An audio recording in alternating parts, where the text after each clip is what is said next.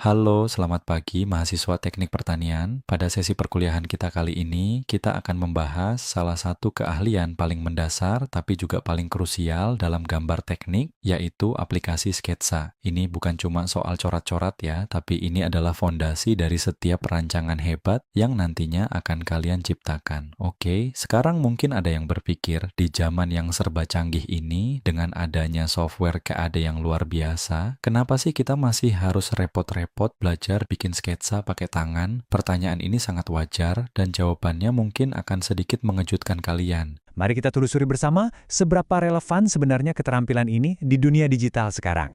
Untuk menjawab pertanyaan tadi, kita akan membedah materi kita ke dalam 6 area utama. Kita mulai dari hal yang paling fundamental, yaitu peran sketsa itu sendiri. Lalu kita masuk ke teknik dasar menggambar garis dan membangun proporsi. Setelah itu, baru kita naik level ke standar industri seperti proyeksi multiview dan isometrik. Dan yang terakhir, kita akan lihat bagaimana semua ini terhubung dengan teknologi CAD modern. Baik, mari kita mulai dari poin pertama. Kenapa sih sketsa ini begitu fundamental? Sederhananya, karena sketsa adalah momen pertama di mana ide yang tadinya cuma ada di kepala kita, mulai mengambil wujud visual yang bisa dilihat dan didiskusikan. Kalau kita lihat definisinya, sketsa itu sebenarnya sangat sederhana. Sebuah komunikasi visual yang dibuat secara cepat dan bebas, tanpa bantuan alat-alat gambar yang presisi. Jadi kekuatannya bukan pada keakuratan, tapi pada kecepatannya. Yang kalian butuhkan hanya pensil, kertas, dan tentu saja, sebuah ide. Nah, gambar ini mengilustrasikan perannya dengan sangat baik. Di sebelah kiri kita bisa lihat ada sketsa ide yang mungkin masih kasar, lalu di sebelah kanan adalah gambar CAD final yang sangat presisi, yang ternyata lahir dari ide awal tadi. Jadi jelas ya, sketsa itu adalah jembatan vital antara ide dan realisasi teknis. Jadi perannya itu banyak sekali. Sketsa itu adalah cara paling cepat untuk menyampaikan konsep ke rekan tim.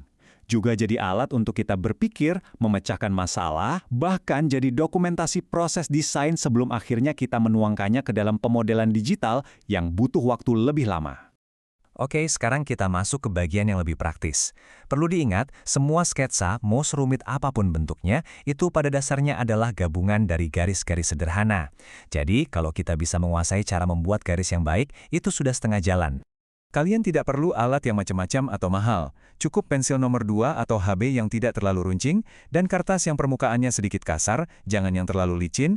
Kombinasi sederhana ini akan memberikan kalian kontrol terbaik saat membuat goresan. Nah, ini adalah teknik yang dipakai para profesional untuk membuat garis lurus tanpa penggaris. Jadi jangan coba-coba langsung menarik satu garis panjang, karena hampir pasti hasilnya akan melengkung. Sebaiknya, coba bangun garis itu dari beberapa goresan pendek yang ringan. Bayangkan seperti membangun jembatan kecil. Setelah bentuknya benar, baru ditebalkan menjadi satu garis utuh. Lalu gimana caranya membuat lingkaran? Teknik pertama yang bisa dicoba adalah metode kotak. Caranya, kita buat dulu sebuah kotak yang ukurannya sama dengan diameter lingkaran yang kita inginkan.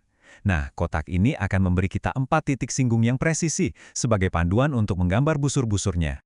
Ada juga alternatif lain yang biasanya lebih cepat, yaitu metode garis tengah. Di sini, kita buat beberapa garis bantu yang berpotongan di pusat lingkaran. Lalu kita tandai jarak radius di setiap garis ini. Titik-titik itulah yang akan menjadi panduan kita dalam membentuk lingkaran yang proporsional. Untuk menggambar busur atau arc, prinsipnya sama persis seperti membuat lingkaran. Kita hanya fokus pada sebagian dari lingkaran itu. Yang paling penting adalah memperhatikan titik tangen, yaitu titik di mana busur kita menyentuh garis lurus secara mulus. Ini sangat krusial untuk membuat sudut-sudut yang membulat pada desain. Oke, kita sudah bisa membuat garis, lingkaran, dan busur. Sekarang kita naik level lagi. Bagaimana cara kita menggabungkan semua elemen dasar itu menjadi sebuah objek utuh yang proporsional? Ini adalah konsep yang sangat-sangat penting. Garis pertama yang kalian gambar, kita sebut saja garis ukur, itu akan menjadi acuan skala untuk keseluruhan sketsa. Jadi, setiap garis berikutnya, kalian harus perkirakan panjangnya relatif terhadap garis pertama tadi. Apakah setengahnya? Atau mungkin 2 kalinya? Cara berpikir seperti ini yang akan menjaga proporsi sketsa tetap akurat tanpa perlu penggaris. Nah, salah satu teknik paling ampuh untuk menjaga proporsi adalah yang disebut teknik balok. Langkah pertamanya begini, bayangkan objek yang ingin kalian gambar itu seolah-olah terbungkus dalam sebuah balok transparan. Buatlah sketsa balok pembungkus ini terlebih dahulu secara ringan. Langkah kedua adalah proses memahat. Dari balok dasar yang sudah kita gambar tadi, kita mulai memotong bagian-bagian yang tidak perlu untuk membentuk kontur utama dari objek kita. Jadi, bayangkan kalian sedang membuang material dari sebuah bongkahan. Nah, langkah terakhir, setelah bentuk kasarnya mulai terlihat, barulah kita pertegas garis-garis akhir dari objek yang sebenarnya.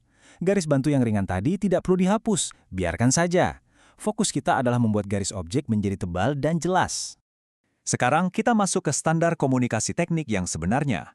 Proyeksi multiview ini adalah bahasa universal yang dipakai para insinyur untuk menggambarkan objek 3D secara presisi di atas kertas 2D, terutama untuk kebutuhan manufaktur. Konsepnya begini, kita melihat sebuah objek dari beberapa arah yang saling tegak lurus, umumnya dari depan, atas, dan kanan. Setiap pandangan ini kemudian kita proyeksikan ke bidang datar. Hasilnya, kita mendapatkan beberapa gambar 2D yang semua ukurannya akurat dan tanpa distorsi. Yang menarik adalah tekniknya. Kita menggunakan garis-garis proyeksi untuk memastikan semua pandangan itu sejajar. Dan perhatikan garis miring 45 derajat itu, yang disebut garis meter. Ini adalah trik yang sangat cerdas untuk mentransfer dimensi lebar dari tampak atas ke tampak samping secara akurat dan cepat, tanpa perlu mengukur ulang. Oke, kalau multiview tujuannya untuk manufaktur yang presisi, sketsa isometrik ini lebih untuk visualisasi.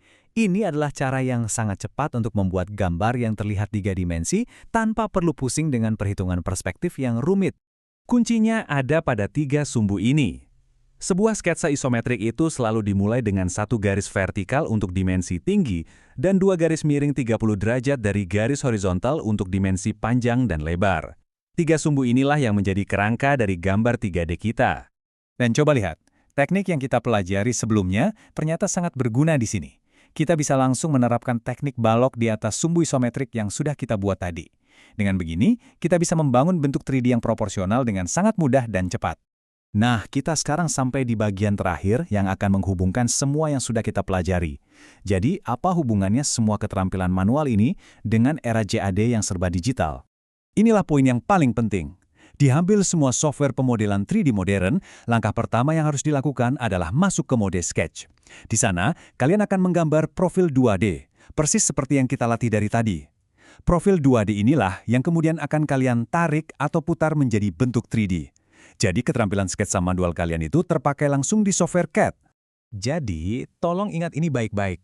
Keterampilan membuat sketsa itu bukanlah sebuah skill yang usang. Justru, ini adalah fondasi konseptual, fondasi cara berpikir kalian sebagai seorang desainer. Kemampuan ini akan melatih mata dan tangan kalian untuk memahami bentuk, proporsi, dan ruang. Dan inilah modal utama kalian saat menggunakan alat digital secanggih apapun nantinya. Baik, sebagai rangkuman, ada 5 poin penting yang harus kalian ingat.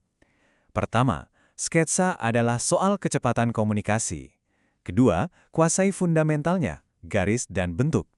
Ketiga, selalu gunakan proporsi dan teknik balok untuk akurasi. Keempat, pahami standar industri seperti multiview dan isometrik. Dan yang terakhir dan terpenting, sadari bahwa semua ini adalah dasar dari pemodelan CAD. Sebagai penutup, saya ingin meninggalkan sebuah pertanyaan untuk kalian renungkan. Bayangkan, suatu saat nanti kalian berada di lapangan dan menemukan ada masalah pada mesin panen atau mungkin sistem irigasi. Bagaimana sebuah sketsa cepat yang kalian buat di buku catatan bisa menjadi langkah pertama untuk menemukan solusi desain yang inovatif. Coba renungkan itu,